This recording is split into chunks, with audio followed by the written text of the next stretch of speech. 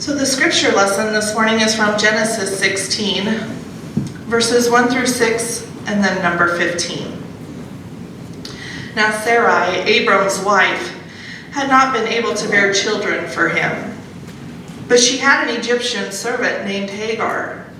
So Sarai said to Abram, "The Lord has prevented me from having children. Go and sleep with my servant. Perhaps I can have children through her." And Abram agreed with Sarai's proposal. So Sarai, Abram's wife, took Hagar, the Egyptian servant, and gave her to Abram as a wife. This happened 10 years after Abram had settled in the land of Canaan. So Abram had sexual relations with Hagar, and she became pregnant. But when Hagar knew she was pregnant, she began to treat her mistress, Sarai, with contempt. Then Sarai said to Abram, "This is all your fault. I put my servant into your arms, but now that she's pregnant, she treats me with contempt. The Lord will show who's wrong, you or me." Abram replied, "Look, she is your servant, so deal with her as you see fit." Then Sarai treated Hagar so harshly that she finally ran away. So Hagar gave Abram a son, and Abram named him Ishmael. Abram was 86 years old when Ishmael was born. The word of God for the people of God. Thanks be to God. Thank you, Ginger. I invite you to turn with me in your Bibles to Genesis chapter 16 as we continue into week number 5 of our current sermon series entitled, "This is Only a Test." We're taking a look at the lives of Abram and Sarai, and we're finding out that God teaches us a lot of different things in confusing times if we're open to the lessons that He's teaching. You can see where we've been, the things that we've looked at, and where we have yet to go before we wrap up this series. Last week, we were looking at the need for courage in times of doubt. And we especially examined this idea of what it takes to be faithful, to show courage in times of doubt, in times of darkness. A certain period of time had passed, about 10 years, since God had made this original promise to Abram. Abram had been faithful. He followed. We have all these ups and downs that we've gone through, and I won't take you through all those, but you can look back on YouTube if you want to see where they've been. But Abram's made mistakes, but God has proved faithful, and Abram has grown in the face of these difficult times. And so last week, we reached this place where Abram begins to question. He begins to ask God, is this really true? Is anything really going to happen? And so he goes through this time where the scripture tells us the great darkness descends upon him. And in the midst of this, God proves himself faithful. And so last week we learned that faithful courage requires action. It involves asking questions, and it involves accepting that courage coexists with fear. It doesn't matter how great a believer you are, how strong your faith is, there are always going to be times when we feel fearful and we doubt a little bit. And so we learned that Abram's journey teaches us that God's promises in our life are often delayed because we're struggling to grow enough to be able to receive them. There's some growth yet that Abram has to do before he receives the promise of more descendants than the stars in the sky and the sands on the seashore. And so as we pick up this week, we're still having some difficulties. Now we know that somewhere between 10 and 12 years has passed since Abram said yes to God and picked up with his wife and his family and moved out into this land that God would show him.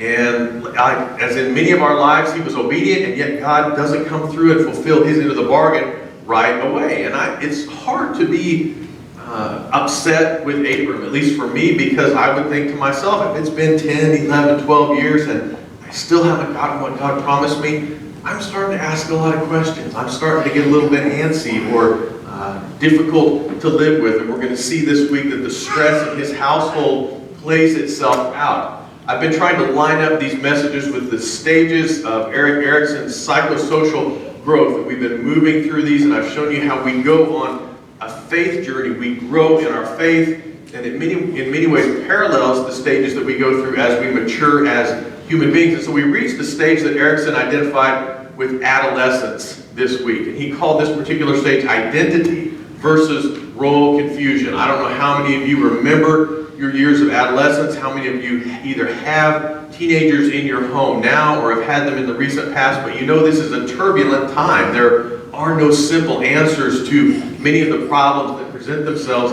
at this particular stage in life. And I can remember, I don't remember the exact day, but I can remember the moment when I was 13, 14 years old, and I woke up and it just dawned on me, it was this great truth that I'm way smarter than these people who are telling me what to do all the time, right? And I'm really doing them a favor to live in their house with them and to allow them to have access to my brilliance and to my presence, and they kind of owe it to me to provide me with food and clothing and shelter. They're getting a really good deal out of this, and my parents were very quick to disabuse me of that notion, and I had to learn a lot of truths along the way. But if they're honest, most teenagers have some form of that thought in their head, and Erickson says they're asking some very important questions during this stage. One of those is, who am I outside of my family's rules and traditions? Teenagers begin to ask questions. Why do we do this? Why do I have to go to church? Why can't I go hang out with these people? Why can't I do this? And the answers we give as parents and as grandparents and as the church family have a huge impact on how teenagers develop. And we ask these same questions in our faith life as well. Another question they ask is, am I ever going to be taken seriously as a fellow adult? I outgrew my dad when I was in about 6th grade. I got taller than him, and so I assumed because I was bigger than he was, then therefore I had just as much authority as he did. Teenagers tend to look around and go, okay, I have kind of an adult's body now, so therefore I should be an adult. And they don't understand that with the privileges of adulthood, there are also responsibilities, aren't there? There are things like getting up and going to work every day and paying bills and making good decisions that teenagers are not quite ready for. And in our faith journey, we also begin to challenge God at this particular point in our development. Finally, the biggest one, the question that Abram is asking God today, why can't I just make my own decisions? Why can't I just live my own life? And the reason is, you're not ready yet. You don't understand everything that would involve. In reflecting on this stage of development, Erickson says this: life doesn't make any sense without interdependence. In other words, a teenager may think they're ready to go off on their own, but it's completely irresponsible for a parent to say, fine, you're 14, you think you've got the world figured out? See you later. That would be totally irresponsible, because we know they still need us. And Erickson says it doesn't matter how old we get, we need each other, and the sooner we learn that, the better for us all. The stage is set in today's section of the story. We have 3 people who are living together in a household who begin to try to go their own separate ways, but they're going to find out they all not only need each other, but they need God in their midst. Foundational thought for this morning is this: mature faith waits until God is ready to move forward. I came across these song lyrics. It is a song written by a man by the name of Alan Shamlin called "The House That Built Me," and I believe Miranda Lambert released it, I don't know how long ago, because I'm not a big music person, but she released it as a song. And the story of the song goes that there's this girl that in her teenage years decides that she's had enough of living at home, that she's ready to venture out into the world on her own. And so she goes out and she makes her best shot at living life. And along the way, she realizes she doesn't have all the answers. And there's parts of her that are broken, that need healing. And she's drawn back to the home that she grew up in. And she goes back to the house, and her parents are no longer living there. And it's inhabited by a different family. And so it sets the scene where she goes up to the front door of the house, and she knocks on the door. And the woman who's living there comes to the door, and she begins to try to explain herself. And part of the lyrics go as follows on the screen: I thought if I could touch this place, or I could feel it, the brokenness inside of me might start healing. Out here, it's like I'm someone else, and I thought that maybe I could find myself. If I could just walk around, I swear I'll leave. I won't take nothing but a memory from the house that built me. It's often too late. It's often after we've made a number of mistakes that cannot be reversed, like Ginger talked about this morning, that we recognize this house, these inhabitants of this house, this person who had authority over me was building into my life, and I didn't take full advantage of it. I left too soon. So when we ask the question, why not now, we have to look at these three temptations that come with deciding to wait on God's timing. We're going to see this morning that waiting tempts me to go ahead and do it myself, that waiting tempts me to mistreat others in the process, and finally that waiting tempts me ultimately to pull away from God. Our one-sentence sermon for this morning is that impatience, and I hope I'm not the only impatient person in here or willing to admit that I'm impatient, is a symptom of spiritual issues that require correction before we can move forward. We stay stuck in part because of impatience on our part and the spiritual issues that go with that. So we begin with the temptation to do it myself. We're told that Sarah and Abram have been waiting for at least 10 years, maybe a little bit longer, for the fulfillment of this promise. They've been moving around in the desert. They're away from family and friends, and they're frustrated. And so Sarai says to Abram, "The Lord has prevented me from having children. Go and sleep with my servant. Perhaps I can have children through her." And Abram agreed with Sarai's proposal. As I look back through my family tree, I've noticed that there are certain talents and abilities that are kind of passed down through it. And one of those that's very common in my extended family is the ability to build things, the ability to work well with your hands and with tools and to design things. There's a picture here of the Barron Theater in Pratt where I grew up, and it's a beautiful, ornate, historic building, and it was designed and constructed by a great uncle of mine. And he was really well known for doing this. He was very successful in the construction business, and that building still stands today. It's 85 some years later, and it's no longer in business as a theater, but it's still a landmark, and people use it for different things. I had another great uncle on kind of part of that side of the family, and he was kind of a different guy. He was my grandfather's brother, and he came with him and began to farm the family farmstead south of Pratt, about 10 miles. And he was kind of different. He never took a wife, and he never really had much interest in being social. He slept on the front porch of the farmhouse, if you can believe that, all year round. But he was brilliant with tools, and he created all of his own tools, and he built his own machine shop. And the story is that when anything would break down on the farm, whether it was a tractor or a combine or another piece of machinery, he would go and take a look at it. Then he would go to his machine shop, and he would build the exact part that needed to be made and put it in, and everything would work perfectly. And that was his job. That was his thing. And if you can imagine, this was 1940s, 1950s.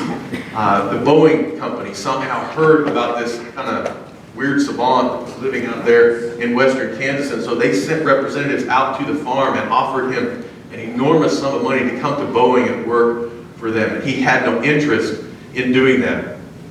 So I say all that to point out the irony of the fact that I inherited none of these gifts. I have a pretty good idea of which end of the hammer you're supposed to hit things with, but that's about it. And when I was in my teenage years, I got this kind of bug in me that I wanted a tree house. My parents had just built a new house out in the country, and we had all this acreage, and there was all this leftover material from building the house, and it was just laying around, and I decided I'm going to build a tree house. And so, of course, like any reasonable person would do, I went to the Encyclopedia Britannica, and there was a section on tree houses, and I skimmed through it. There was a lot of boring stuff about framing and about supports and that kind of stuff, and that didn't look really interesting to me. But I looked at the pictures, and I thought, yeah, I got it. I just read The Swiss Family Robinson, and I had this grand idea for this ornate, just complex tree house I was going to build. And so I grabbed a bunch of materials, and I spent several days building phase one of the tree house. And it was about 12 feet up in the air, and it was just a basic platform, but I got it all done, and I thought it looked great. And so I decided that I was going to have a couple of my buddies over. We were going to spend the night up in the tree house to celebrate.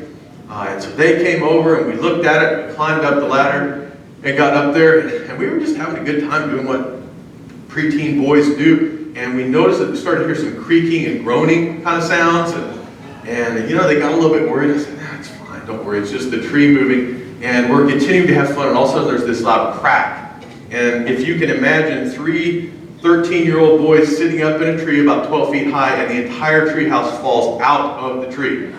Boom! And we're bailing out all different sides and screaming, and I don't know, somehow by the grace of God, nobody got permanently injured. But to this day, it's been many years since this happened. If I see one of those friends, they'll ask me at some point, "You're not building things anymore, are you?" All done with that. I say that because the word here that is used by Sarai, she says, God has prevented me from having children, so if I do this, then I will have a child. The word here, banah, in the Hebrew actually means to build or construct. It means to restore something to its former state. So imagine in your mind, she has this vision, this dream in her mind. Abram comes back from meeting with God and he says, guess what? I know that I'm 70 and you're 80 or 75 and 85, but God's going to do this miracle. And so she began to build this family in her mind. And 10 years goes by and now Abram's 85 and she's 75. And the dream is looking farther and farther away. And so she gets it in her head, I have to build this myself. God's not going to come through. And so she does an interesting thing. And you can read this passage in a lot of different ways.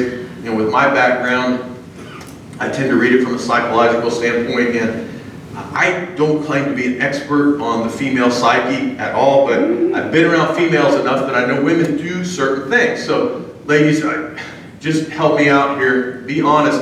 Are there times when you say something to the male in your life when you mean the exact opposite?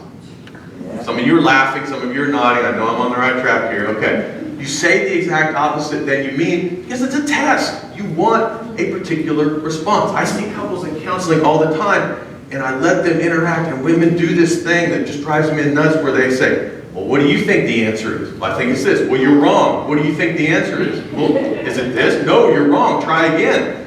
And men are going, I don't know. Just tell me the right answer. And so that's the dynamic that I think is going on here is Sarai is feeling threatened. Sarai is feeling inadequate. And so she throws out this ridiculous idea to Abram.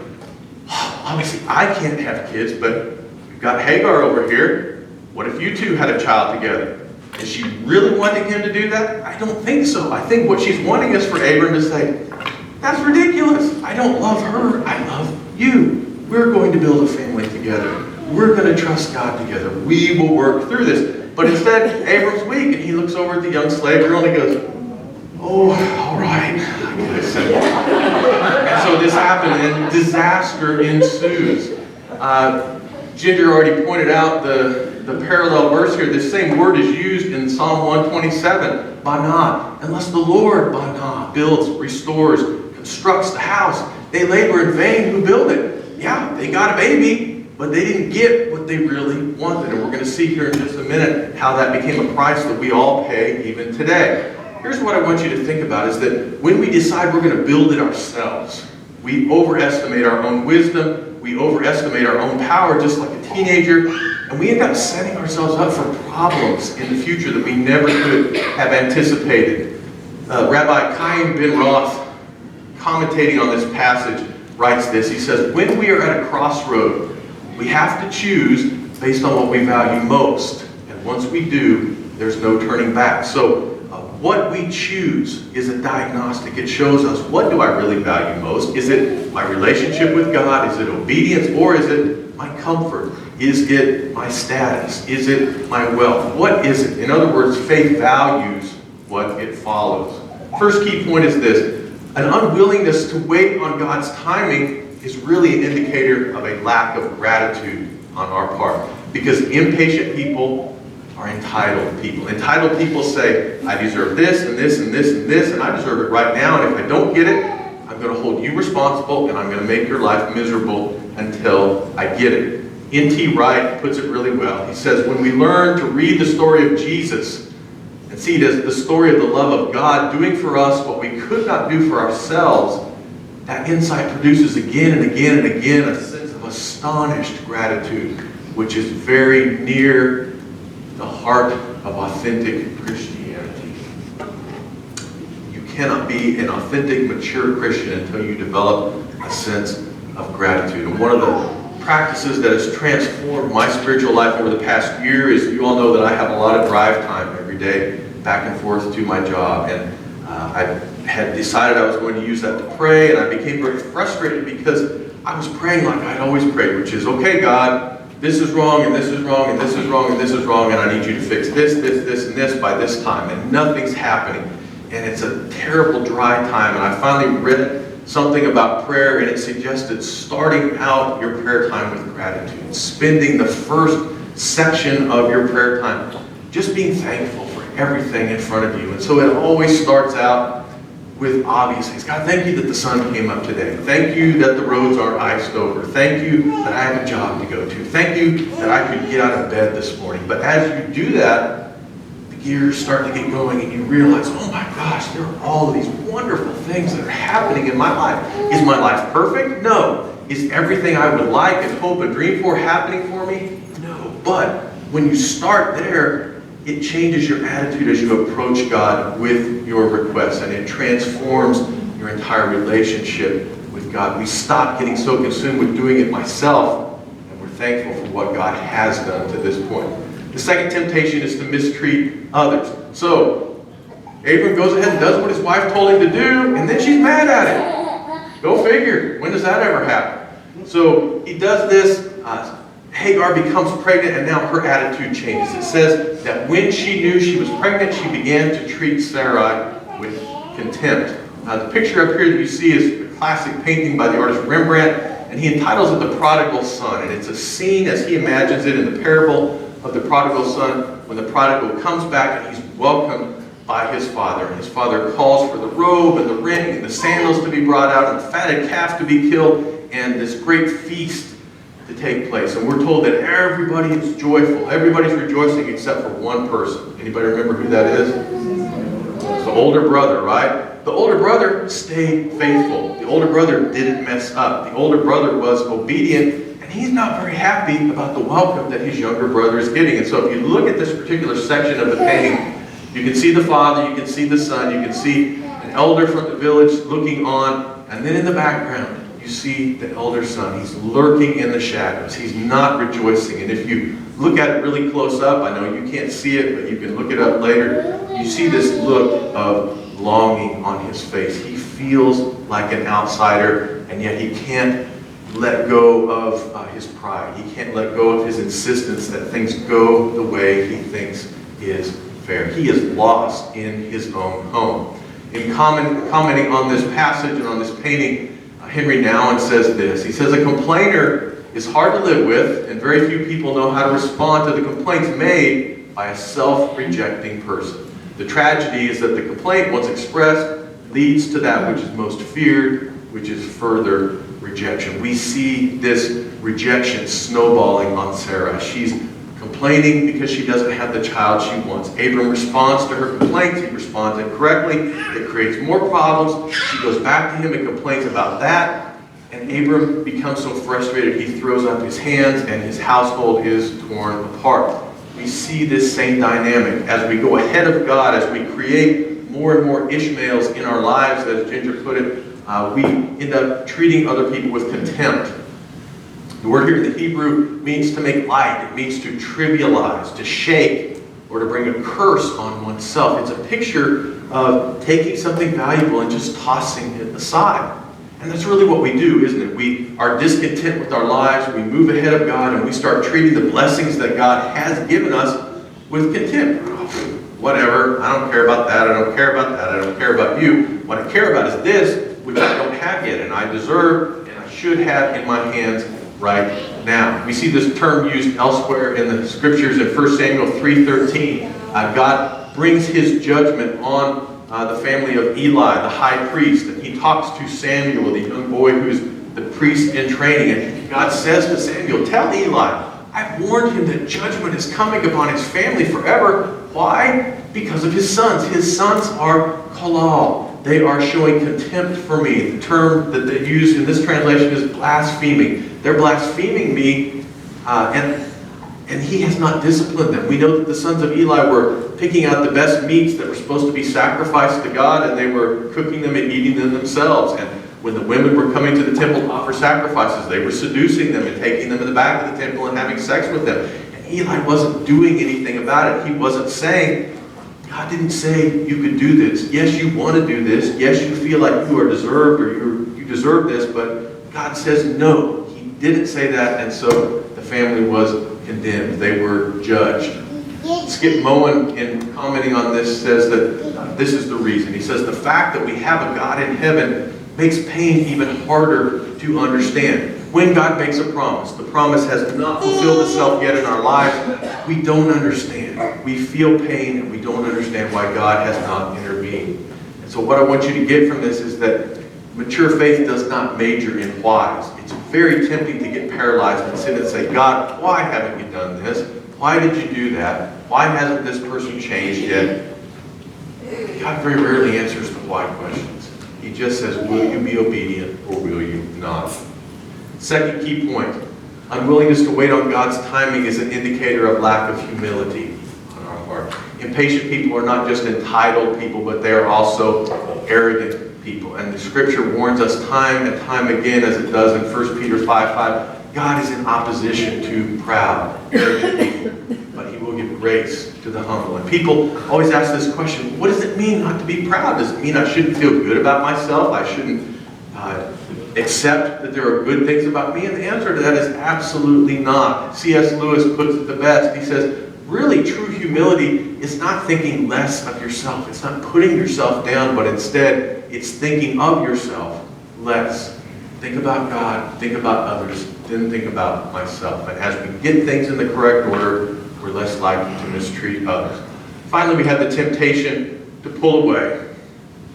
So this snowball of complaining is reaching its full size. It's tearing the household apart. And Abram misses the opportunity to do something about it. And it says that Sarai treated Hagar so harshly that she finally ran away. And if you read the rest of that chapter, you'll see that she runs out into the desert. And she's leaving the baby there to die with her. And God intervenes and saves her. And we have the development of two different nations at this particular point.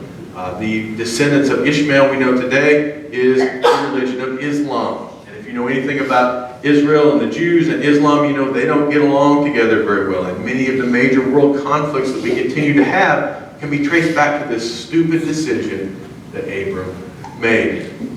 I see a lot of different kinds of people in my clinical practice. There was a guy that came into my office the other day that was having a lot of problems. He was just recently retired. He was a civil engineer, and he had spent years and years being very successful. And like many people do, when they first come in, he felt the need to run his resume down for me. I don't know why people do that, but they always do. And so he told me about this project, and it may have seen this and that, and I've worked on that, and I'm responsible for that. And I finally said, okay, but why are you here? And what it came down to was that he had graduated from engineering school. He and his wife had settled near their hometown in Milwaukee and had been very, very happy. And then the recession, the Great Recession of the late 80s hit, the mid to late 80s hit, and the upper Midwest, the economy was devastated. And so they ended up being forced to move down here to this rotten little town, Wichita, that he didn't want anything to do with, but that's where they landed and where he could find work. And so he had spent much of the next 30 years traveling, going away, staying in hotels for weeks at a time on projects, and then coming back with his wife, who had transplanted herself into Wichita. And so we fast forward 40 years, and the work has gone away. He's having to retire, and he's unhappy. He's bored. He can't find anything to do. I want to go sailing, but none of your lakes here in Kansas are any good. I want to work at a railroad museum, and there aren't any good railroad museums around here. I want to do this, I want to do that. I want to move back to Milwaukee. Well, as the story goes, meanwhile, his wife, it turns out, over that 40 years, had invested herself in creating a life in Wichita. And she made friends, and she learned things that were to do in Wichita. And she had grown to love the place. Meanwhile, her husband is desperate to get away. And so he's nagging her, saying, we got to move back to Milwaukee. And she finally reached the point, like many women do when their husbands retire, where she gives him an ultimatum. And she says, I'm not going anywhere. If you want to move to Milwaukee, feel free. And also, by the way, unless you can get your glitch figured out, I don't think I really want to live with you anymore. And so he's coming to me and he's saying, how do I get happy? How do I convince my wife that we need to move to Milwaukee? And I said, I'm sorry to disappoint you, but I don't think you're going to convince your wife to move to Milwaukee, and I don't think the real problem is where you're living. I think the problem is you're trying to run away from life rather than investing in life. And what we began to talk about was ways to focus on serving other people, making the community he was living in better, rather than making it entertain him. He didn't like that very much, and I don't think he'll be back to see me again. But that's just kind of the way life works sometimes. We try to run away from situations we've created when the answer is you have to stay in the middle of it and change yourself to fit the situation. We're told that Hagar runs away. The word barach in Hebrew means to flee, to hurry, or to be driven away. The psalmist talks about this idea when he asks, where can I go from your spirit, O God? Where can I flee, barach, from your presence? And the answer that's given later on is, I can't. It doesn't matter where I go. You're always there with me. In other words, your mercy is always available to me if I will take it. Is my way always available to me? No, but your mercy is. When we underestimate the power and the scope of God's grace, we are in danger of missing out on His mercy. We cannot run out God. We cannot outrun God, and sometimes we can't even outrun the consequences of our choices, but we can refuse to accept the grace and the mercy that He does offer. And so mature faith is always in search of God's mercy. Our last key point is this: an unwillingness to wait on God's timing is an indicator of short-sightedness on our part.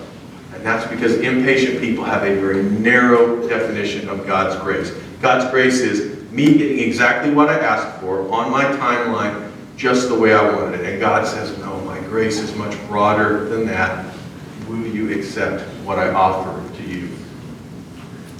Max Lucado puts it this way. He says, the difference between mercy and grace is that mercy gave the prodigal son a second chance, but grace gave him a feast. Do you want to settle for just a second chance, or would you rather broaden your definition of God's grace, how God can work in the midst of these chaotic circumstances, and receive the feast that He's given for you? And often the key to this, as it was with the man that I saw in counseling, is choosing to receive that grace through blessing others.